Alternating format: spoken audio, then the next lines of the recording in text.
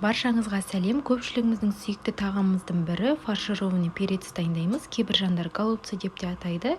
Ең оңай жасалу жолымен әрі тез дайындалатын жасалу жолдарымен бөлісетін боламын. Видеоның соңына дейін қарап, менімен бірге болыңыздар. Ең алдымен күрішімізді ыдысымызға салып аламыз. Бізде күріш шикі күріш болады. Ешқандай пісіруді қажет етпейді. Суға салып дайындап қоямыз. Салқын суға қойып қоямыз. Одан соң бір сәбізімізді үкіштен өткізіп аламыз. Мен арасына міндетті түрде осындай сәбізді қосып жіберемін. Фаршымыздың үстіне салып, одан соң пиязымызды көбектап турап аламыз, ұсақтау етіп. Тым үлкен турап қажет емес, ұсақтау етіп тураймыз. Одан соң күрішімізді суынан ажыратып алып, шикідей фаршымыздың үстіне саламыз. Ешқандай пісіруді қажет етпейді. Міндетті түрде ең алдымен жақсылап жуып аламыз да. Одан соң фаршымыздың үстіне салатын боламыз.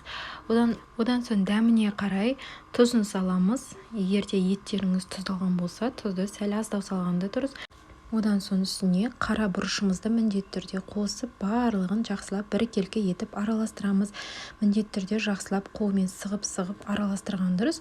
Одан соң перецтарымыздың ортасын тазалап аламыз. Тазаланған перецтардың барлығын дайындап болғаннан кейін міндетті түрде салқын сумен жуып алып, арасына дайындап қойған фаршымызды біркелкі етіп салып шығамыз. Қолымыздың көмегімен төменге қарай басып шығамыз барлығына. Ешқандай түсіп қалмайды.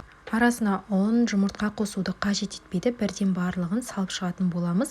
Одан соң кішкене ғана майымызды құйып, үстіне үкіштен өткізілген сәбізімізді салып, одан соң ұсақтап туралған пиязды қосып, жақсылап қуырып аламыз. Күйіп кетпеу қажет, сәл ғана қуырып аламыз да. Одан соң үстіне томат пастасын салып аламыз. Томат пастасын сәл көбірек қосқанда жақсы, сонда түсі қанық болып шығады. Енді барлығын жақсылап араластырып, қуырып алғаннан кейін үстіне міндетті түрде қайнап тұрған ыстық суымызды құямыз. Салқын суды құйып қажет емес, міндетті түрде ыстық суымызды құямыз. Одан соң үстіне татымына қарай тұзын саламыз. Ащы болып кетпеуі қажет, себебі біздің перецтің фаршының ішінде де тұз бұрыштары бар. Сол себепті тым қатты ащы болып кетпеуі қажет. Барлығын жақсылап араластырып, кішкене дәмін көріп аламыз. Енді дайын болған перецтарымыздың барлығын орналастырып шығатын боламыз.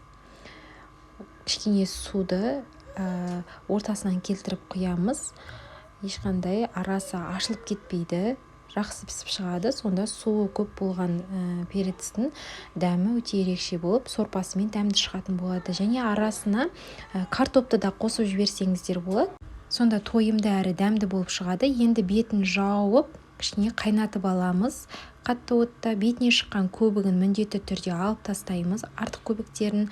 Енді біздің голубцаларды бір бұрқ еткізіп қайнатып алғаннан кейін баяу отта, қалған жерінде баяу отта пісіріп алатын боламыз. Қатты отқа қоймаймыз, себебі су таусылып қалатын болады. Енді бетін жауып, баяу отқа қойып қоямыз. 45-50 минут шамасында пісіріп аламыз. Өте жұмсақ әрі дәмді болып шығады. Ешқандай біздің фарштарымыз сыртқа шығып кетпеген, барлығы біркелкі қалыпта пісіп шыққан. Енді ыдысымызға салып ұсына берсеңіздер болады. Өте оңай әрі тез дайындалатын астардың бірі, әрі отбасыңызға жиі жасасаңыз да сұранысқа ие тағамдардың бірі деп те айта аламын. Міндетті түрде жасап көріңіздер. Егер рецепт ұнаса, менің каналыма тіркеліп, лүпіл басып, парақшама қолдау білдіріп қойды ұмытпаңыздар. Астарыңыз дәмді болсын.